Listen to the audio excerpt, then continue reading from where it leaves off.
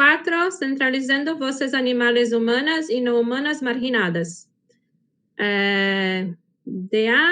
Lauren y yo condujimos Animal Voices, un programa que busca centralizar las perspectivas de animales no humanos y humanos marginados.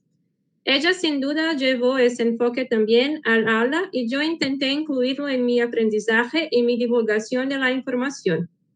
Distintas perspectivas de individuos marginados nos enriquecen con reflexiones que el mensaje dominante ha pasado por alto o ha excluido. Los animales no humanos mismos ofrecen otro lado de la historia que no suele visibilizarse más allá de los ECA o de la defensa de los derechos de los animales. Los animales no humanos se comunican en lenguajes igual de válidos para ellos como lo es el lenguaje humano para nosotros. Si vamos a realizar un estudio crítico de los animales, creo que debemos tomar en cuenta esas voces, intentar interpretarlas de forma genuina y reflexionar sobre lo que se dice. En relación a lo que sabía sobre derechos de los animales y movimientos de liberación animal antes de ir a la universidad, las clases de Lauren me ayudaron a darle una mayor profundidad, en gran medida porque ella se preocupaba por incluir voces marginadas. Siempre me pareció que las teorías basadas en experiencias reales eran muy convincentes y que es más fácil empatizar cuando los autores comparten sus propias historias en relación a un tema. El artículo Indigenous Veganist Feminist Native Do Eat Tofu de Margaret Robinson, 2010, fue una lectura que me quedó grabada. Me gustó cómo unió el veganismo con su pasado Mi'kmaq, no sé cómo habla esta palabra, y reinterpretó las leyendas a través de un enfoque vegano. Es un artículo excelente y que llama a la reflexión, además de servir como un recurso útil para construir relaciones entre los activistas por los derechos de los indígenas y los activistas por los animales. Creo que no necesariamente me habría cruzado con el artículo de Robinson dentro de mis círculos de lucha por los derechos de los animales fuera de las clases de ECA de Lauren. Los autores, sitios web y grupos más conocidos suelen tener mucha información sobre las industrias que explotan y asesinan los animales por dinero, pero rara vez incluyen perspectivas humanas marginalizadas ni están abiertos a criticar el movimiento en sí. El artículo Racism and the Animal Rights Movement de Hamanaka y Basil, 2005, llamó mi atención a una de estas críticas. En mis años de activismo he visto algunas tensiones y divisiones, tanto entre activistas por los animales como entre distintos movimientos por los derechos. Los movimientos son imperfectos, pero creo que estar consciente de esas fallas nos da una oportunidad para mejorar. He conocido individuos que generalizan y dicen palabras de odio sobre un grupo según su práctica cultural en relación a los animales. Recordando a activistas y académicos como Robinson, he discutido acerca de que existen veganos y activistas de todos los países y culturas y que los blancos seguramente encabezan la lista de horrorosas prácticas en animales, culturales o de otra índole, a gran escala. Es más, es inaceptable y racista estereotipar y odiar a un grupo, cualquier sea el motivo. Parece que a veces algunas personas creen que pelear por los derechos de los animales los deja exentos de tener que educarse sobre derechos humanos a las luchas por liberación. Sin embargo, espero que echando un poco de luz sobre perspectivas más marginalizadas, entre ellas las críticas del movimiento mismo, estos individuos pongan más empeño en hacer que sus esfuerzos sean activamente más interseccionales. Las voces animales estaban presentes con frecuencia en clase, pero 3 momentos claves sobresalieron y me ayudaron a reexaminar preconceptos en relación a estas.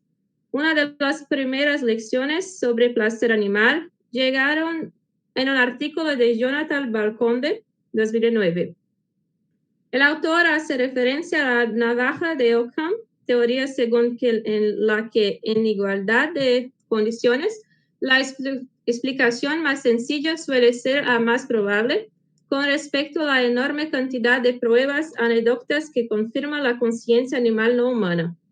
Antes de leer ese artículo, yo ya estaba convencido del peso que tiene la minimización del sufrimiento, pero todavía quedaban resabios de la ideología dominante acerca de que el conocimiento de los humanos es inferior al que el conocimiento no humano es inferior al del humano en lugar de simplemente ser diferente. Aún así, esta es una suposición especista acerca de una capacidad abstracta y difícil de medir.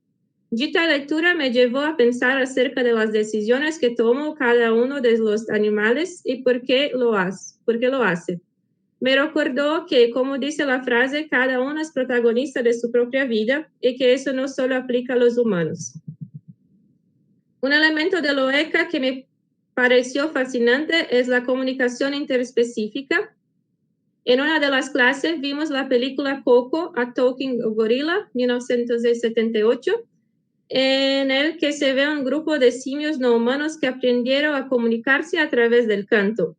Me impresionó particularmente cómo utilizaban palabras compuestas para escribir cosas para que los todavía no conocieran un signo. Por ejemplo, dedo más brazalete para decir anillo.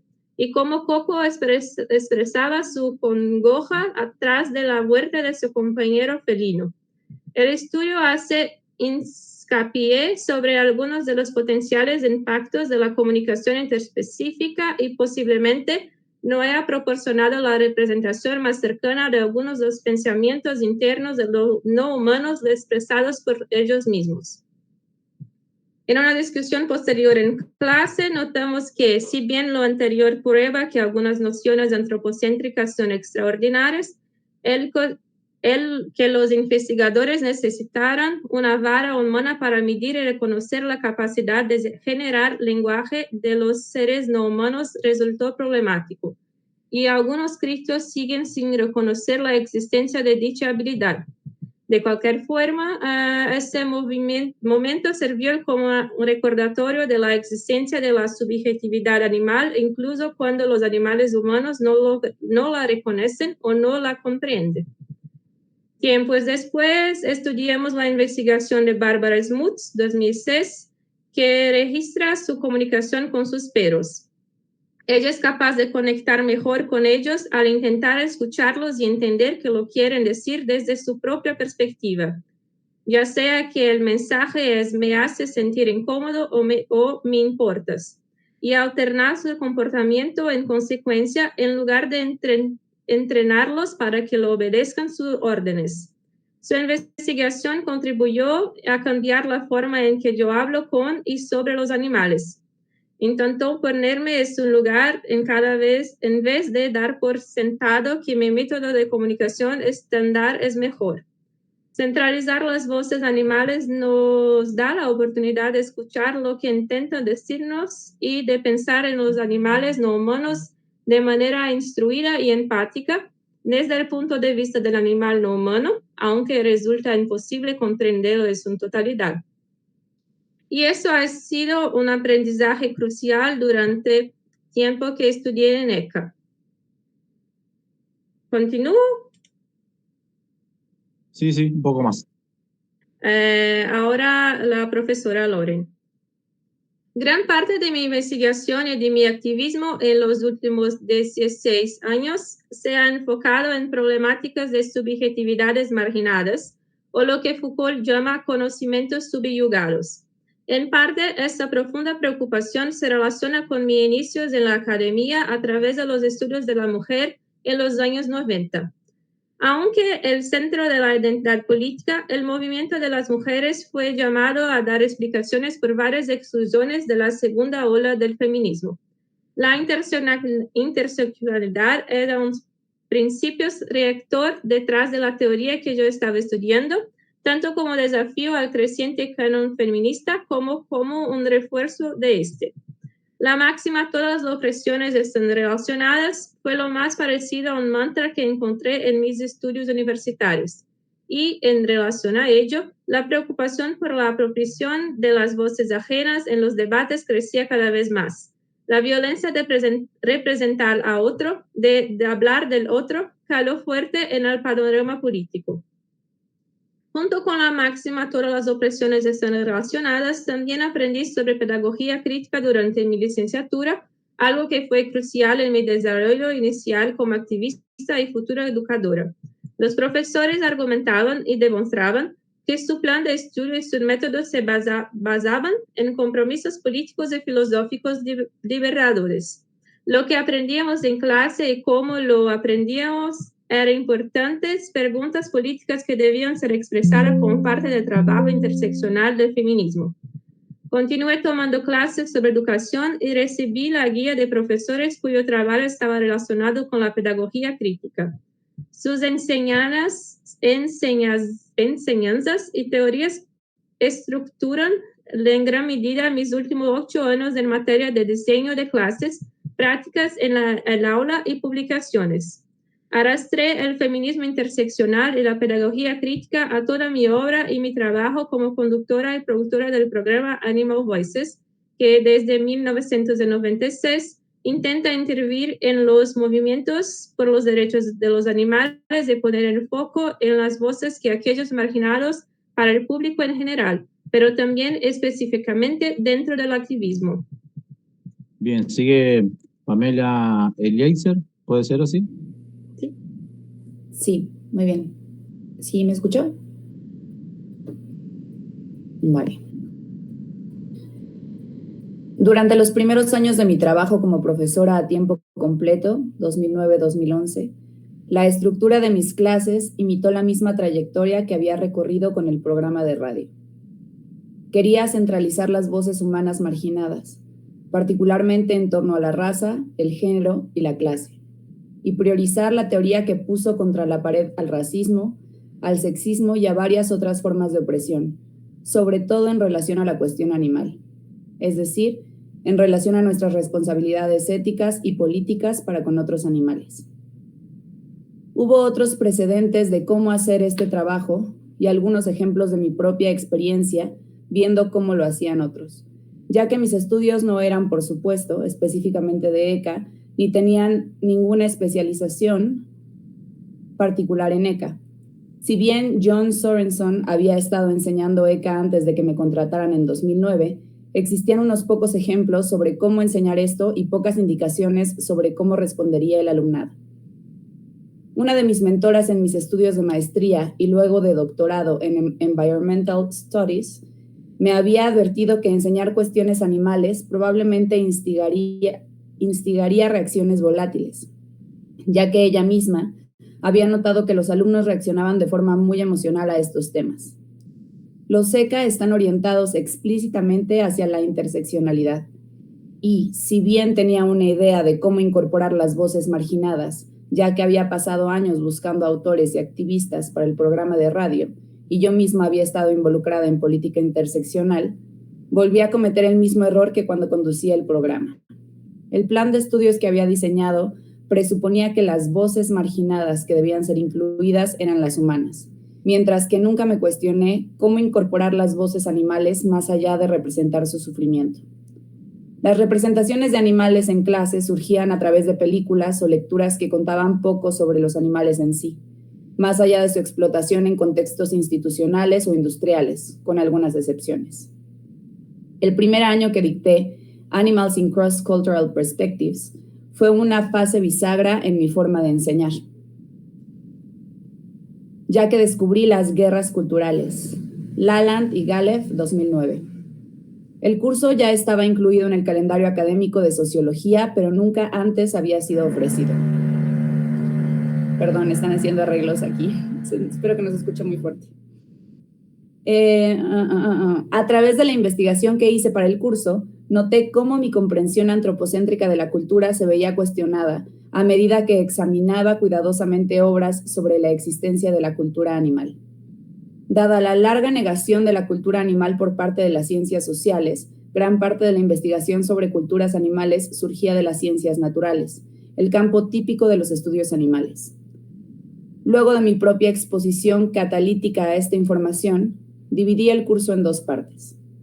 La primera lidiaba con las guerras culturales animales y las pruebas de la existencia de las emociones, sociabilidad y culturalidad de los animales.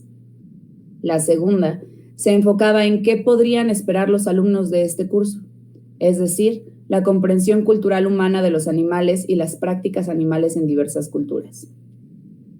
Aunque tuve suerte en mi introducción a la etología cognitiva en Environmental Studies, en especial en estudios dirigidos con las doctoras Lisa Fawcett y Constance Russell, excelsas académicas canadienses de estudios humanos animales, enseñar Animals in Cross-Cultural Perspectives, además de estar haciendo mi disertación, la estaba terminando en esa época, logró que tuviera un compromiso más sostenido con el área de estudios.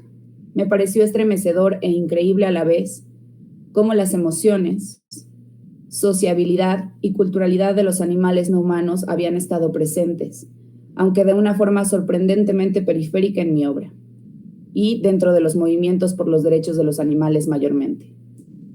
Inicialmente, no fue claro qué relevancia podía tener la etología cognitiva en la teoría y el activismo interseccional, un tema que mantuve como central en mi enseñanza.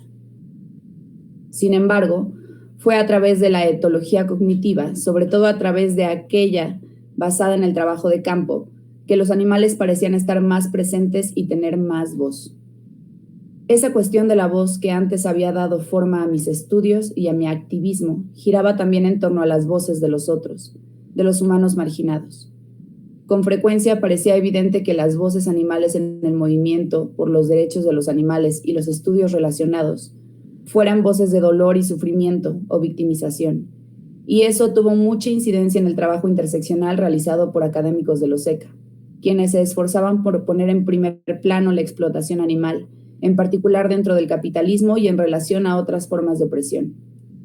Sin embargo, Animals in Cross-Cultural Perspectives parece tocar una fibra más profunda en los estudiantes y con frecuencia los motiva a convertirse en activistas.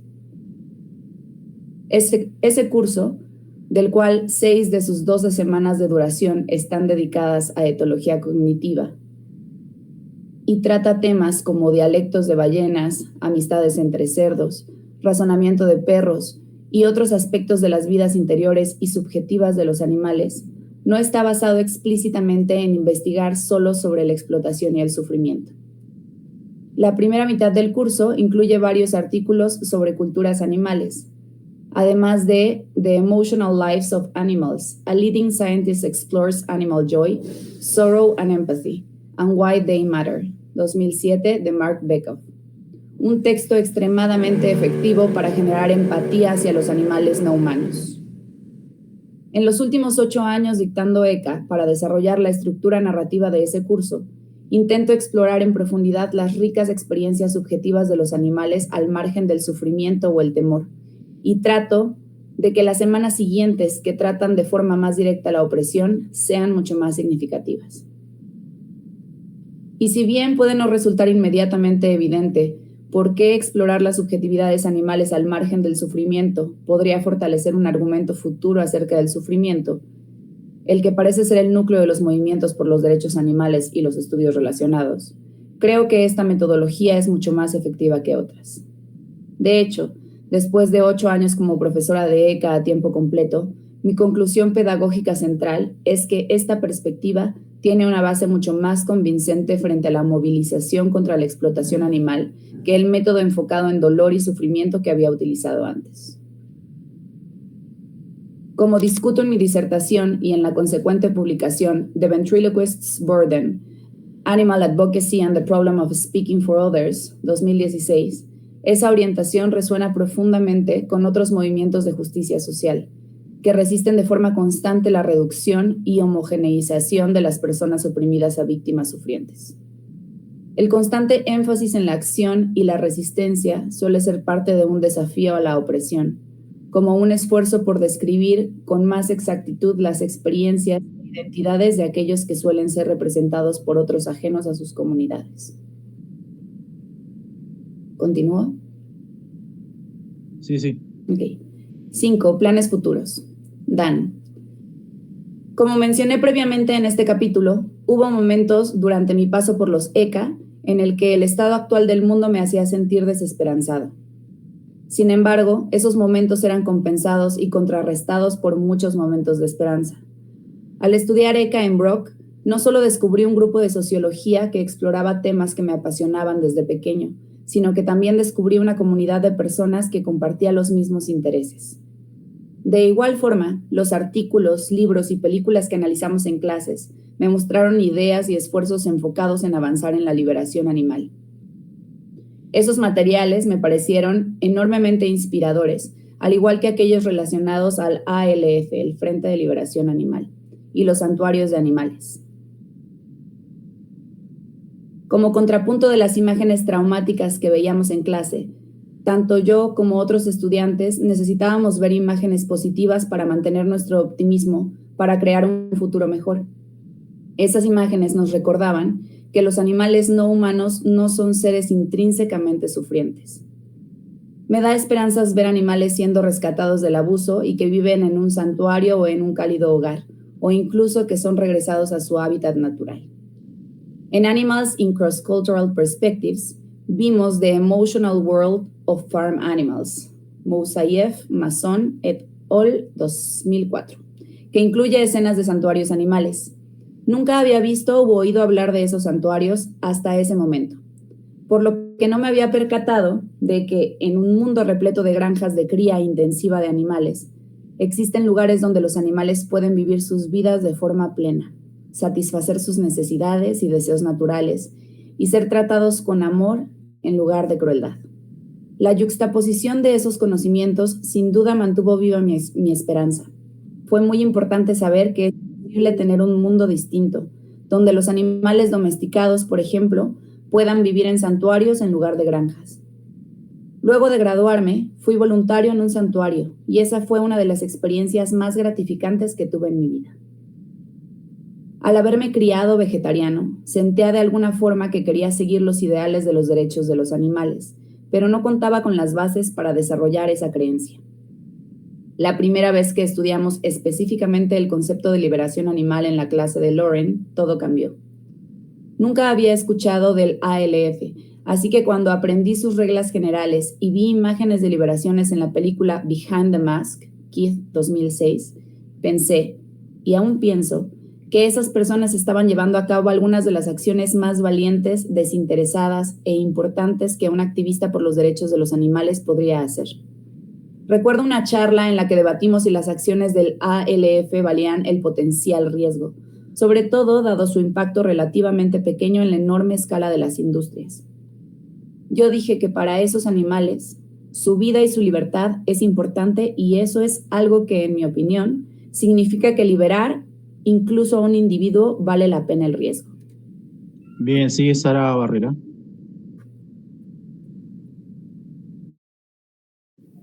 Bien, ahí se me escucha claro. Bueno, continúo. Me da esperanza saber que aun cuando no puedo participar personalmente de esas acciones, alguien más lo está haciendo.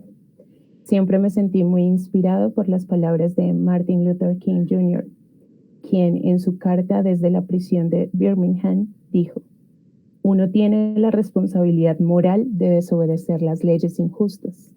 King, 1963.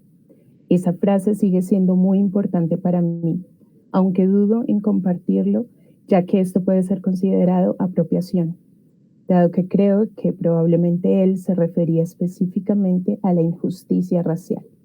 De cualquier forma, aunque se trate de cualquier grupo oprimido, me da esperanza saber que hay gente haciendo cosas basándose en una ética consistente, en lugar de ceder ante leyes injustas que protegen industrias que explotan y matan animales.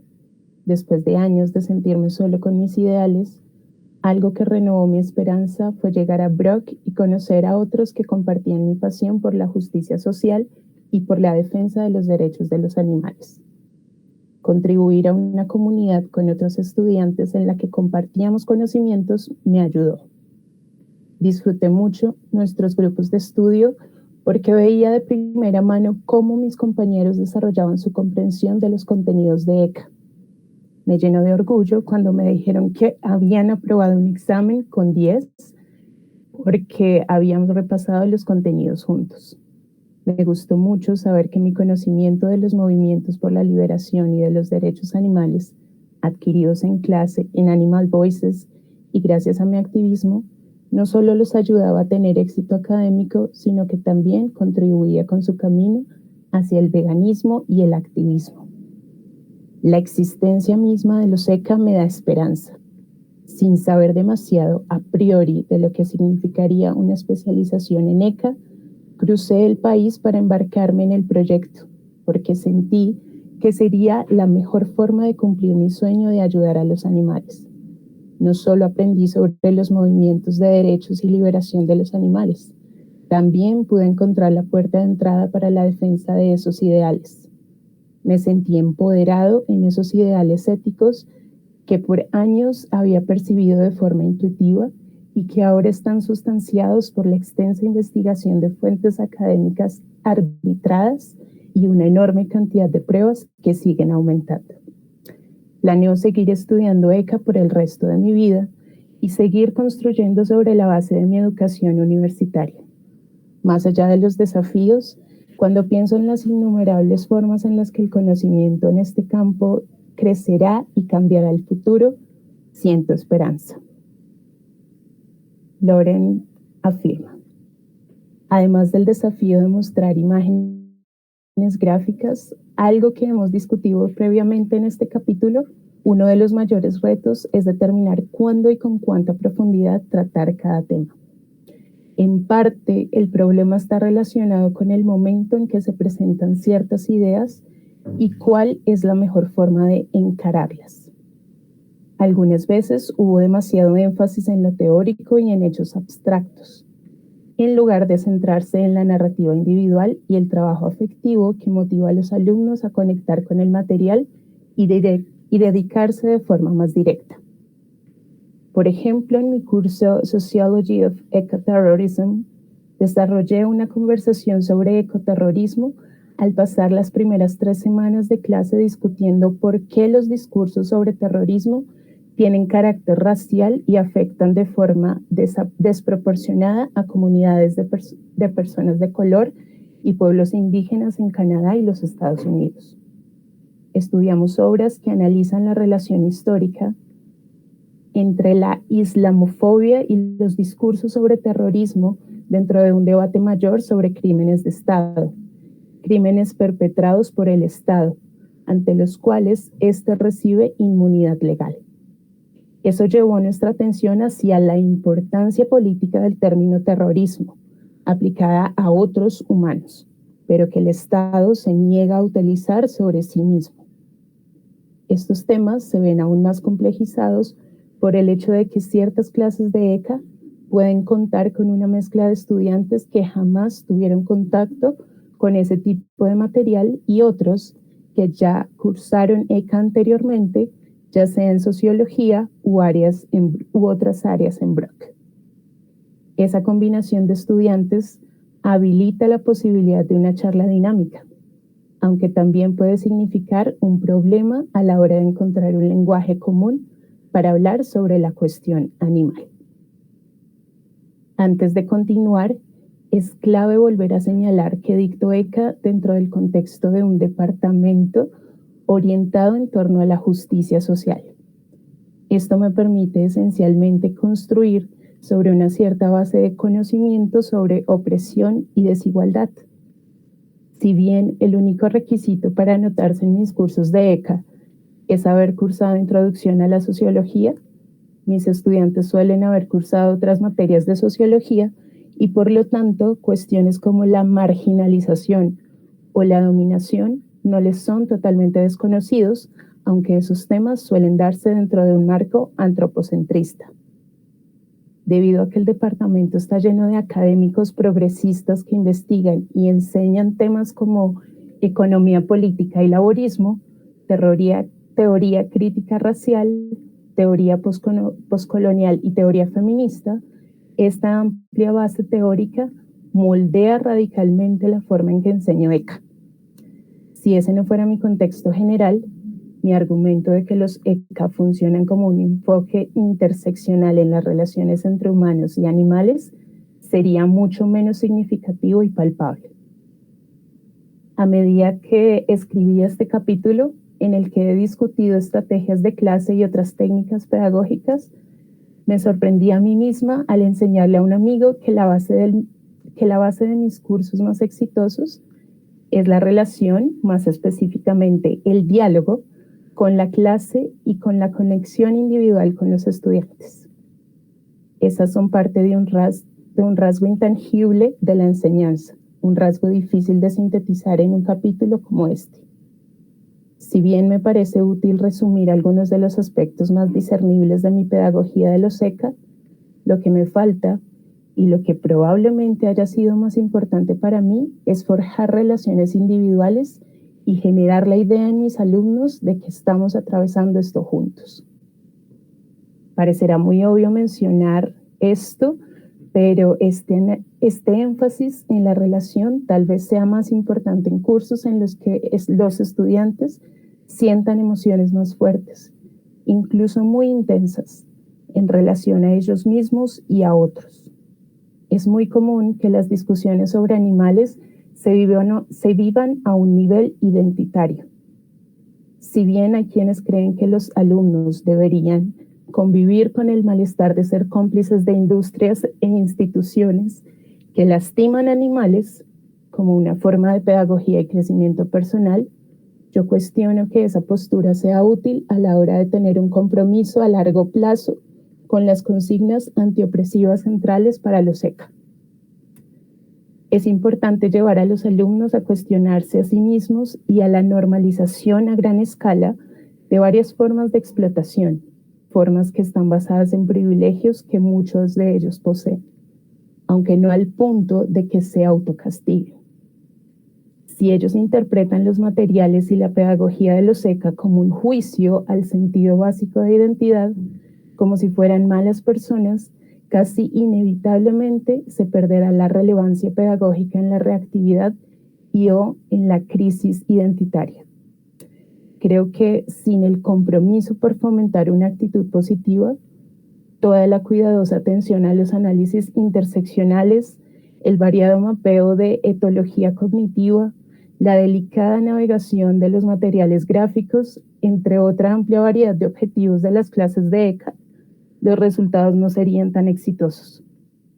Principalmente, escojo materiales que ofrezcan un análisis de las desigualdades estructurales y de las formas sistemáticas de opresión, y los combino con aquellas historias personales individuales sobre experiencias directas de violencia y supervivencia. Por definición, se supone que los ECA deben generar una mirada crítica sobre varias instituciones y formas de ser que están ampliamente naturalizadas. Por supuesto que existe una dimensión filosófica de los ECA. Sin embargo, estas ideas también proponen, indefectiblemente, una cualidad práctica lidiando con las supuestas rutinas mundanas de la vida, como qué comer o qué vestir. En ese sentido, cuando doy clases les estoy pidiendo a mis alumnos que se sientan incómodos y que cuestionen una serie de comportamientos y epistemologías que están muy arraigadas en sus vidas cotidianas. Aunque doy lugar al argumento de quienes dicen que aprender es o puede ser incómodo, debo decir que es imperativo que los ECA también sean realmente críticos en lugar de solo reprender.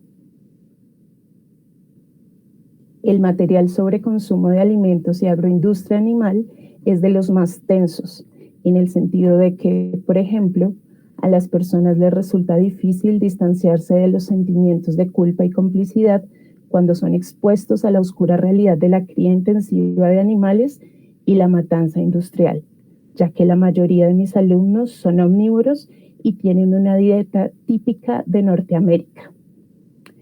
Ellos están casi directamente implicados en estas industrias, a diferencia de lo que sucede con otras industrias animales, como la caza comercial de focas o la experimentación con animales a las que no se consideran relacionados de forma inmediata. Además, en mis clases de ECA también discutimos sobre el impacto que tiene la agricultura animal en las poblaciones humanas racializadas, privadas del derecho al voto y oprimidas económicamente, así como también sobre el impacto que esas prácticas tienen en el medio ambiente. Enfrentarse a esa información puede ser doloroso, ya que muchos pueden evitar notar el rol que cumplen en semejante sufrimiento. Más aún, a medida que los estudiantes comienzan a profundizar su comprensión del daño emocional y psicológico infligido en humanos y otros animales a través de estas prácticas, la sensación puede resultar sobrecogedora e incluso traumatizante. A medida que los alumnos comienzan a ver las capas de opresión y cómo sus propias prácticas de consumo alimentan esa rueda, resulta muy beneficioso hacer énfasis en que la mayoría de las personas no lastiman a los animales porque son sádicos, sino porque se ven atrapados entre varias fuerzas económicas, históricas y políticas de las que pocos se benefician y con las que muchos pierden.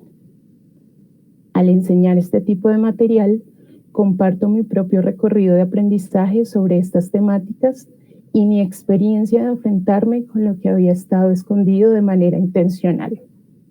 De esta forma, muestro que yo tampoco estaba al tanto y que también viví la experiencia de ver esas prácticas por primera vez.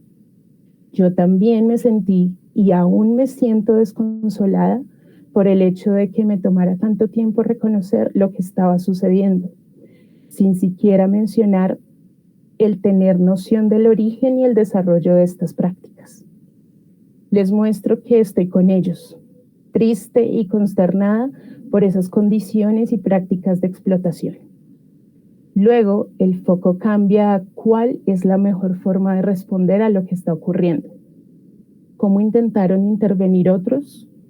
¿Cómo podemos crear un espacio de contención en la clase en el que reconozcamos que todos estamos sujetos a formas sociales que nos exceden, pero dentro de las cuales habitamos y producimos a través de nuestras interacciones con otros y con el mundo?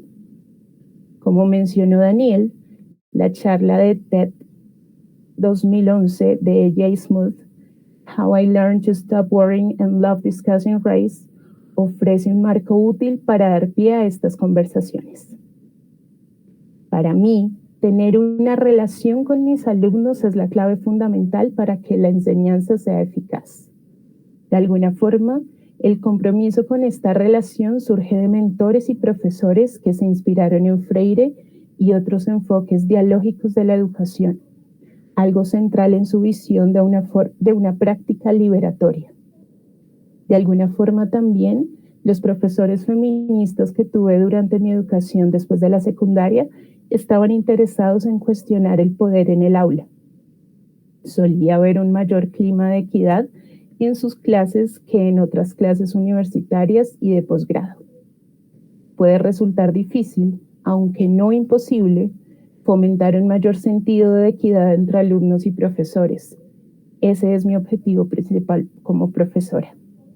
Sin embargo, esos esfuerzos pueden requerir estrategias interesantes.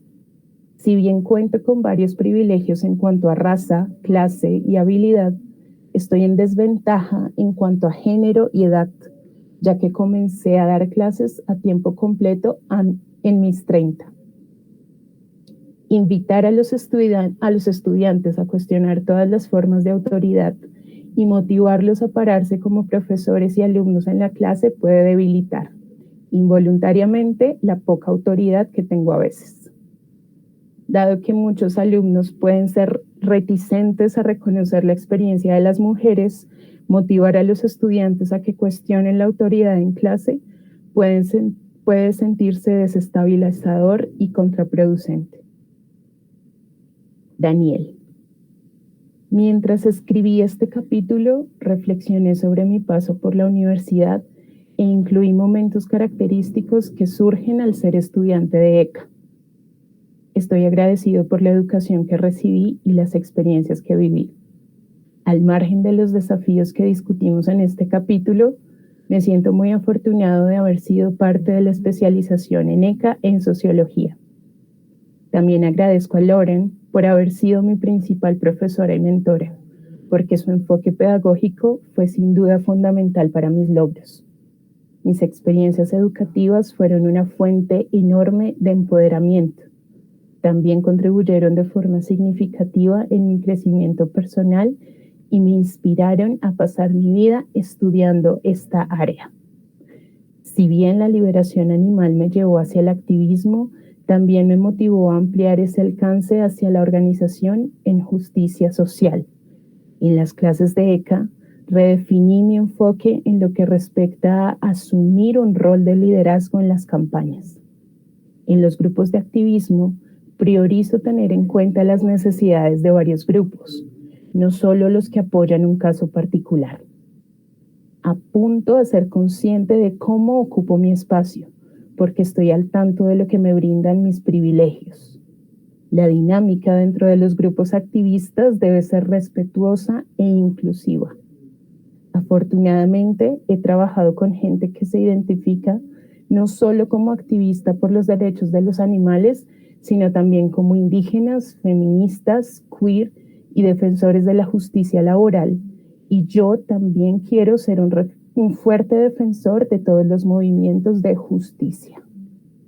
Existen muchas conexiones entre los varios sistemas de opresión, entre ellos el especismo.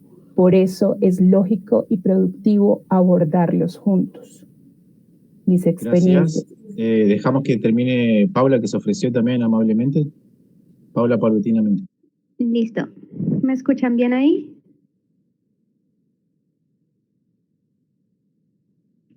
Perfecto. Bien.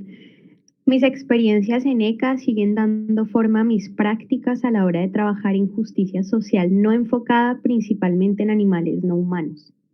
Mis creencias políticas están influenciadas en gran medida por ideologías radicales que incentivan cambios en los paradigmas sociales. En consecuencia, me veo atraído por las perspectivas radicales queer, feminista, anarquista y anticapitalista, en lugar de seguir las más populares narrativas normativas y liberales. Por ejemplo, en mi trabajo en estudios críticos de la discapacidad, hago hincapié en la necesidad de instalaciones para promover la inclusión. Es importante brindar un espacio para representar los propios intereses y amplificar los mensajes de representación de los intereses propios en lugar de hablar en nombre de otros. Además, al organizar movimientos por el medio ambiente, mi conocimiento sobre temáticas animales también ha sido útil. Por ejemplo, al mostrar a otros organizadores la vida cultural y social de los animales y el valor de la conservación compasiva, es más probable que vean a los animales no humanos como vecinos y no como recursos. En rasgos generales, recuerdo mi paso por la universidad de forma positiva, ya que recibí incontables oportunidades para crecer a nivel personal, adquirí un amplio conocimiento y sumé herramientas prácticas en el campo de los ECA. Por supuesto, también hubo varios momentos difíciles que tuve que enfrentar como alumno de ECA. Sin duda, vivir en esta sociedad con el conocimiento que adquirí y la dichosa ignorancia que perdí puede ser doloroso. Cuando veo una chaqueta de cuero, una foto de sushi en las redes sociales o un anuncio sobre la industria del huevo en un autobús, comienzo a rastrear la cadena de productos básicos de ese producto, entre comillas. Recuerdo el material gráfico de la violencia envuelta en esos productos y puedo relacionar esas imágenes con las teorías que estudié en ECA. Pienso en los animales humanos y no humanos que conozco y quiero, y lo devastador que sería que ellos sufrieran ese tipo de violencia. Lucho con la descoyuntura entre mis creencias y mis valores y los hábitos de aquellos que amo, pero que no están comprometidos con la justicia social o los derechos de los animales. No quiero que se sientan juzgados o que pongan una distancia entre ellos y yo, pero al mismo tiempo me siento alienado porque quiero expresar mis pensamientos y sentimientos sobre complicidad en sistemas violentos. Reconozco que las industrias han tenido un enorme éxito normalizando sus prácticas. Recuerdo que hubo un periodo de tiempo entre la primera vez que descubrí la violencia de una industria y el momento en que me comprometí a boicotear esa industria. Intento mantener la humildad y la paciencia hacia aquellos que amo, tanto como hacia mí mismo. Sé de primera mano lo difícil que puede ser cambiar las costumbres propias por razones éticas. Cuando adopté el vegetarianismo siendo joven, me di cuenta de que mi elección no iba a ser muy popular. Las personas que me rodeaban me ridiculizaban o menospreciaban. Me molestaban todo el tiempo por ser vegetariano y ese bullying estaba indisolublemente relacionado con su percepción de mi expresión de género y mi sexualidad. Sin embargo, cuando se trató de mi complicidad en el asesinato de otros para comer partes de sus cuerpos, tuve que guiarme por mi moral rectora y salir de ese sistema tanto como la adolescencia me lo permitiera. Crecí en Calgary, una ciudad que organiza el rodeo más grande del mundo todos los años, en una provincia famosa por sus industrias cárnica y petrolífera. Mantengo mi esperanza de hacer del mundo un lugar mejor para los animales, más allá de haber crecido en una cultura donde el sentimiento antivegetariano es en general una parte integral de la identidad convencional. Digo todas estas cosas porque mi paso por la especialización en ECA fue un cambio radical de contexto y entorno. Fue muy emocionante conocer académicos de todo el país y el mundo con enorme conocimiento sobre derechos y liberación animales, así como activistas que peleaban directamente contra las industrias. Eso me inspiró a abocarme por completo a este campo. Adopté el veganismo e intenté asistir a cada evento posible en el campus o en la comunidad. En Brock, mi pasión por ayudar a los animales podía florecer. Me sentía ansioso por leer mis apuntes de ECA todas las semanas, algo que no necesariamente diría sobre todas mis clases, y tomar notas para el seminario de debate durante el cual podríamos desentrañar todo lo que habíamos aprendido y debatir sobre cómo encontrar soluciones a esos problemas sociales de gran escala. A través de mi experiencia en ECA, mucha de la información que procesé se sintió como una unión entre lógica y emoción. Rompí en llanto muchas veces en clase porque no podía soportar ver animales violentados, pero sabía que tenía que pasar por esa experiencia, porque quería conocer la realidad de sus experiencias. No negué sus sentimientos, en cambio canalicé las emociones y las convertí en acciones. En consecuencia, busqué oportunidades en otros lugares, como las conferencias del Institute for Critical Animal Studies o las nuevas entrevistas de Animal Voices. Me uní a grupos de activistas y organicé acciones con ellos y adopté el veganismo. Mis emociones se tornaron más fáciles de manejar porque estoy peleando por un cambio positivo. Compartir mis frustraciones con mis nuevos amigos veganos y descubrir recursos sobre el síndrome de desgaste profesional también ayudó mucho. Tener información adicional sobre estas dificultades habría sido bien recibido por la mayoría de los estudiantes. Una cosa que me parece que faltó en el curso fueron los recursos para continuar en el campo de los ECA después de la graduación. La experiencia en clase de ECA me dio las piezas que me faltaban para completar el rompecabezas sobre las vidas animales y la complicidad de los humanos en la explotación de los primeros. En las clases de Loren deconstruimos creencias ampliamente aceptadas como el excepcionalismo humano y el antropocentrismo. La subjetividad y el valor intrínseco de los animales hacia ellos mismos fue un punto inicial claro.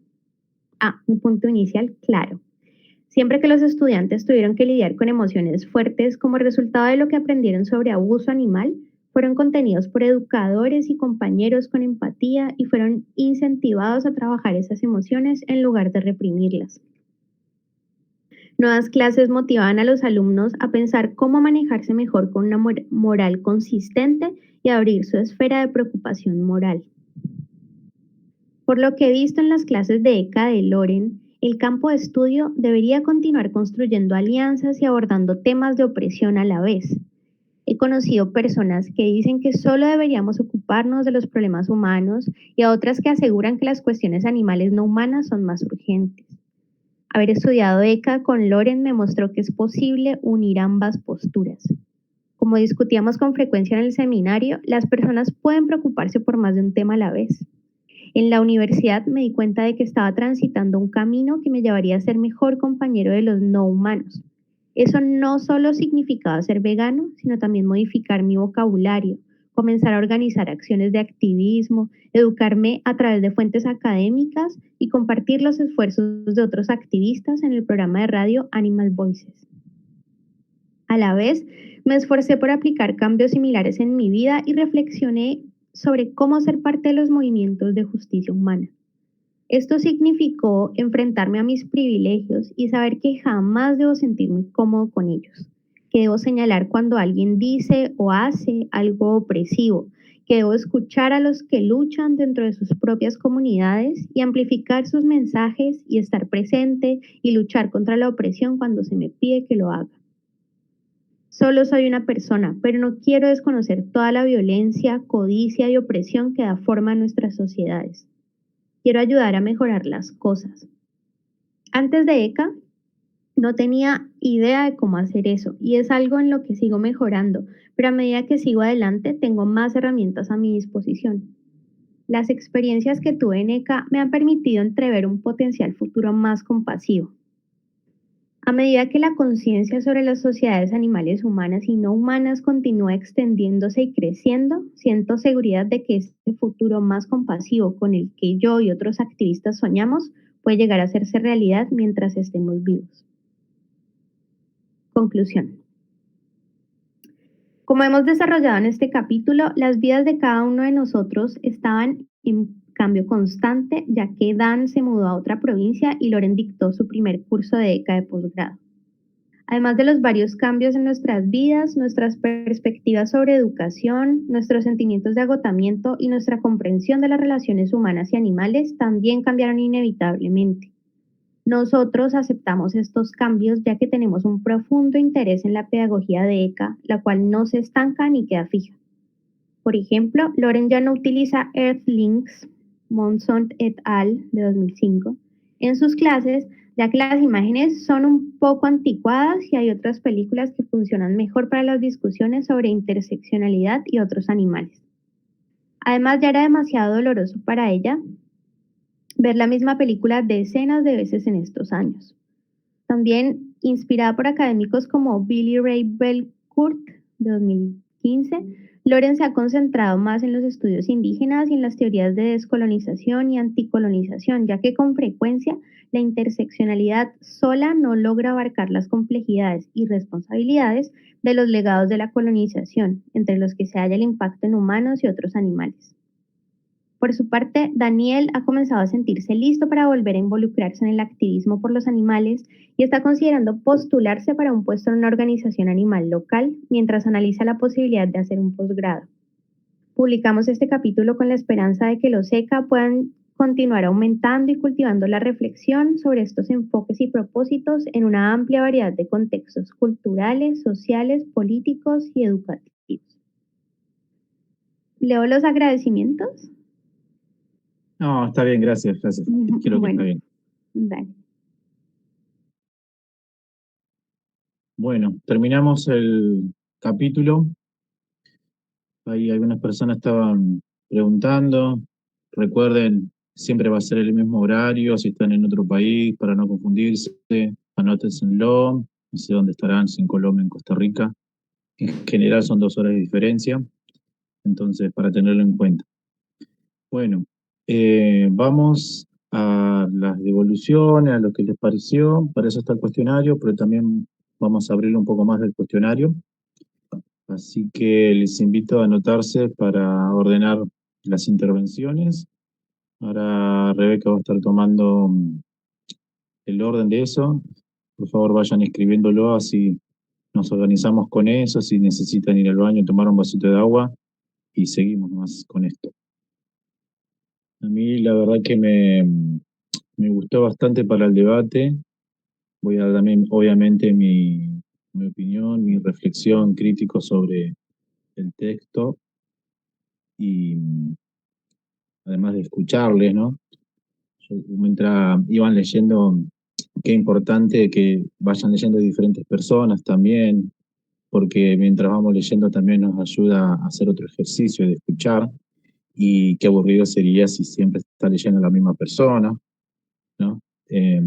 Y también, si hay alguien que no sabe inglés, no hay ningún problema, esa parte, o hay alguna terminología, algo que está en otro idioma, bueno, no pasa nada si se pronuncia perfecto, no estamos viniendo para leer perfectamente, sino tratar de comprender. Eso también, por ahí alguien que no leyó todavía, igual les digo que todas las personas van a leer, vamos a ir rotando, la idea es que todas lean, sin ningún problema.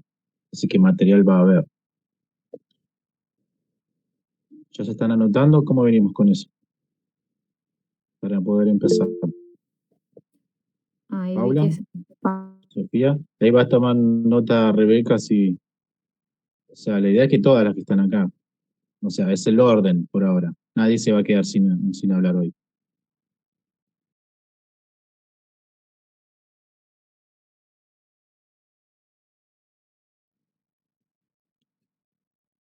Buenísimo. Y creo que están levantando la mano, es para eso, ¿no? Para el orden.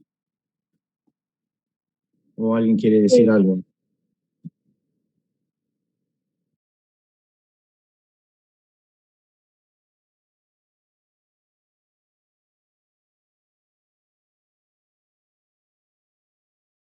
¿Cuántas personas somos?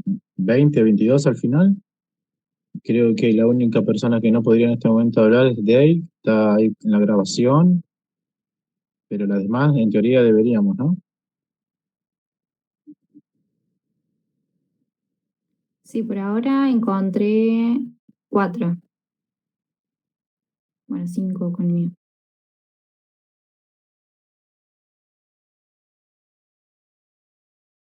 Bueno, anótense a mí que va a ser más breve o más largo. Tenemos hasta el 45, así que va a alcanzar. Estábamos pensando si 3 o 4 minutos deberían darlo más bien.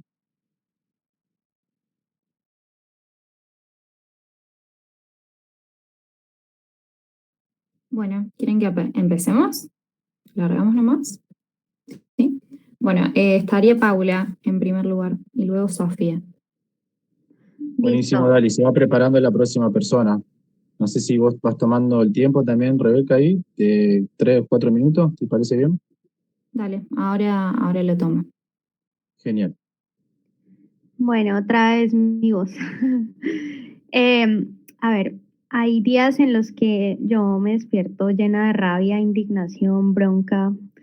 Hoy estoy un poco más tranquila y obviamente la indignación es un continuum, pero digamos que leyendo este texto a mí me dio mucha esperanza, la verdad.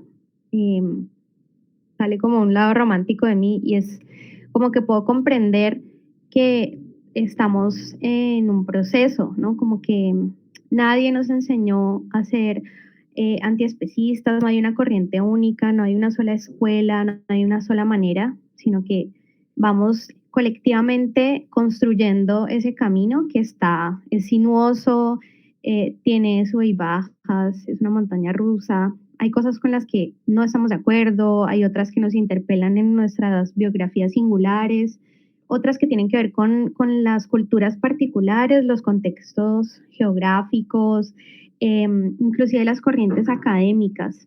Pero digamos que yo siento que este texto logra englobar lo que es el proceso de aprendizaje y además de enseñar, ¿no? Sin ser profesora, pues he encarado, sí, como ser docente, tallerista y demás. Y sé que no es una tarea fácil, que también tiene que ver con cada docente es, antes de ser docente, es persona. Y yo creo que Loren y después la perspectiva del estudiante en Daniel eh, son perspectivas integrales que resumen o sintetizan ese proceso. Entonces, pues la vez pasada una compañera decía como que efectivamente, o sea, perdón, varias personas opinamos con respecto a esto de las imágenes y vos, Nahuel, nos dijiste que termináramos de leer el texto y efectivamente, pues ahí está el equilibrio del que hablaba también la vez pasada yo, y es como, claro, está pues ver el horror, lo que significa, lo que después otra compañera manifestó que me pareció muy cierto, como la exposición de las imágenes de las víctimas es algo demasiado crudo y que yo no sé si a mí me gustaría que otras personas vieran cómo me han violentado a lo largo de mi vida, pero también pienso, pucha, es muy difícil para la humanidad per se empatizar salvo si una persona ha vivido lo mismo que otra o inclusive si ven las imágenes. Entonces, después está esto de la etología, creo que se llamaba, ¿no? De poder comprender que los otros animales también tienen formas afectivas de raciocinio que simplemente son lógicas distintas, y que además también está pues la lucha antiespecista, en mi concepto sí o sí tiene que estar permeada y atravesada por otras luchas sociales, pues porque estamos en el mismo planeta.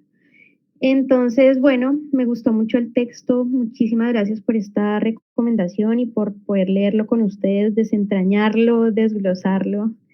Y bueno, eso. Ya está. Perfecto, justo 3 minutos. Seguiría ahora Sofía. Hola, buenas tardes.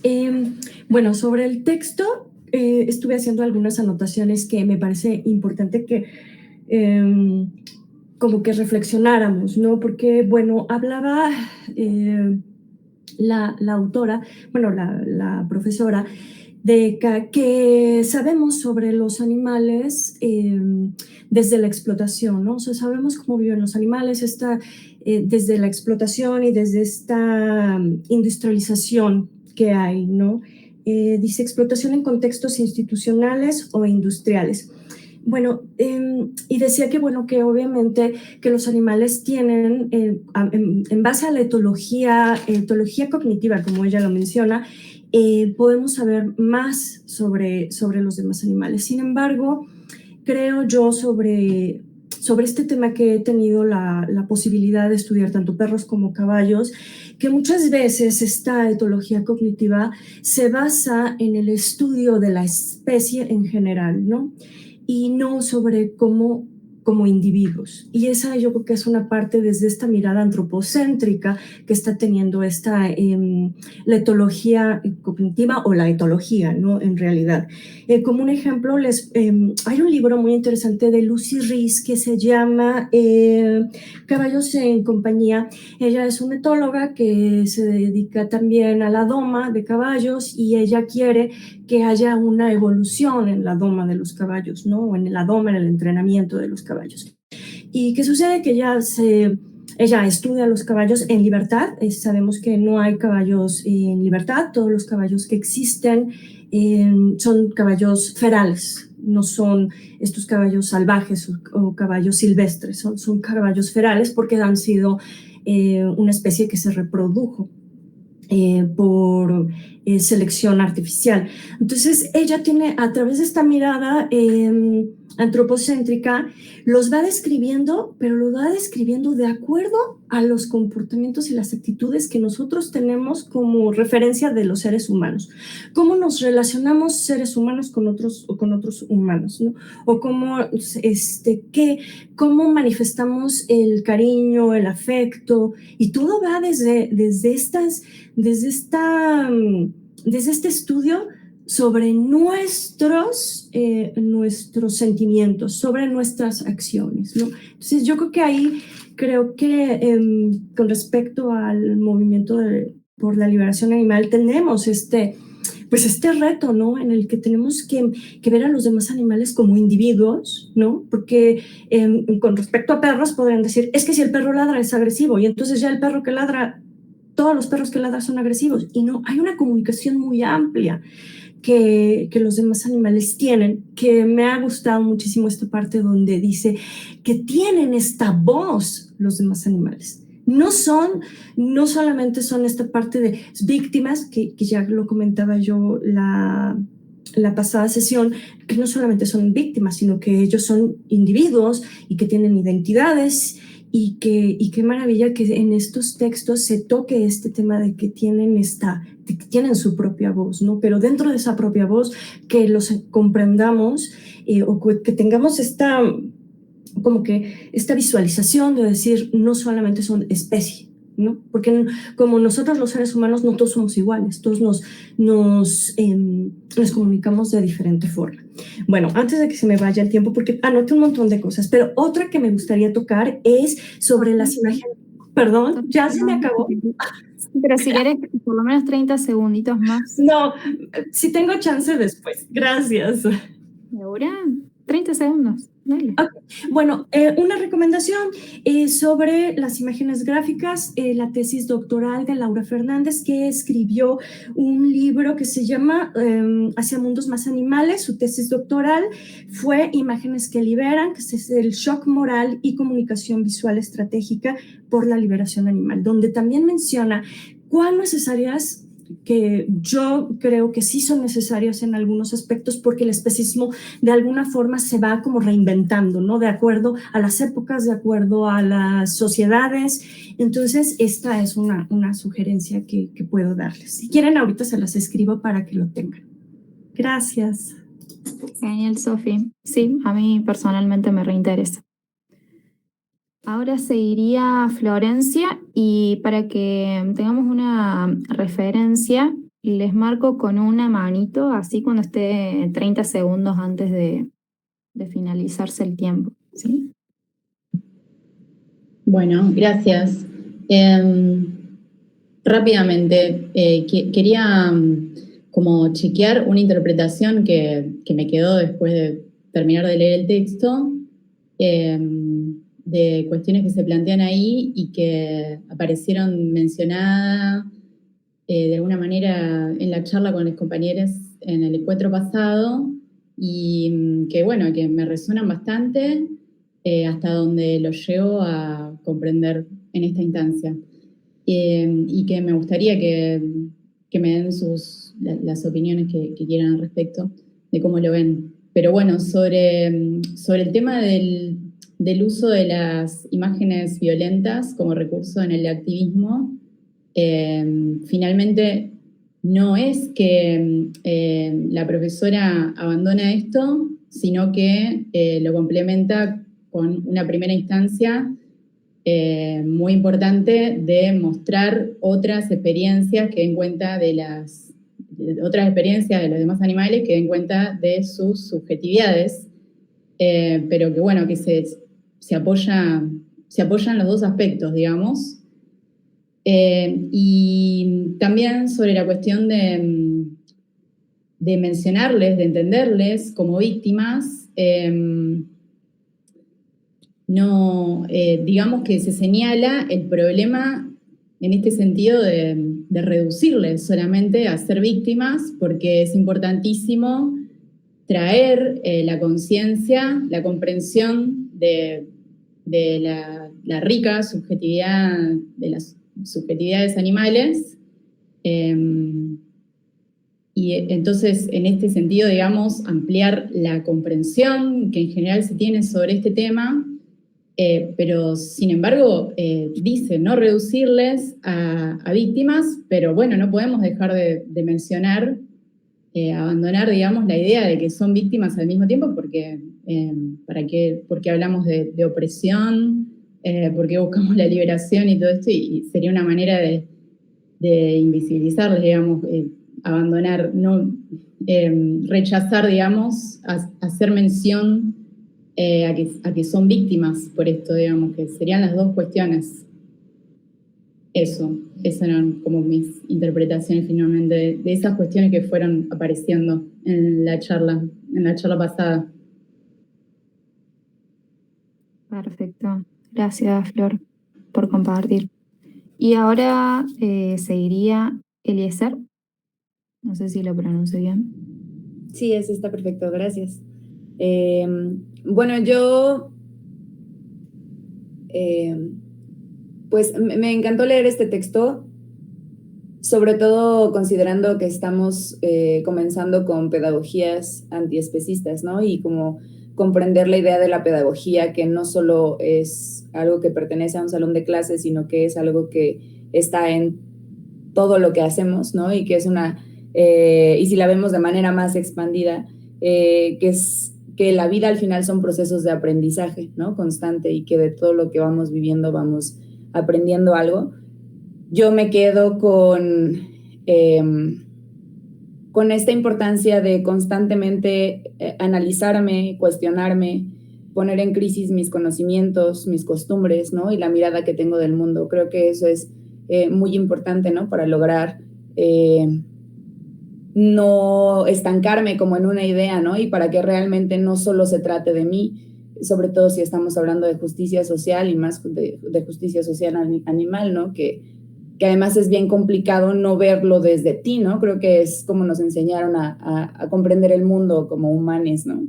Entonces, me quedo con ello y me encantó que en el libro también al final hubiera este proceso, ¿no? Este proceso de, así como inició y empezaron leyendo, hubieron cambios, ¿no? También inclusive en quien está dando esta reflexión. Entonces, eso me encantó y pues me motivó mucho también.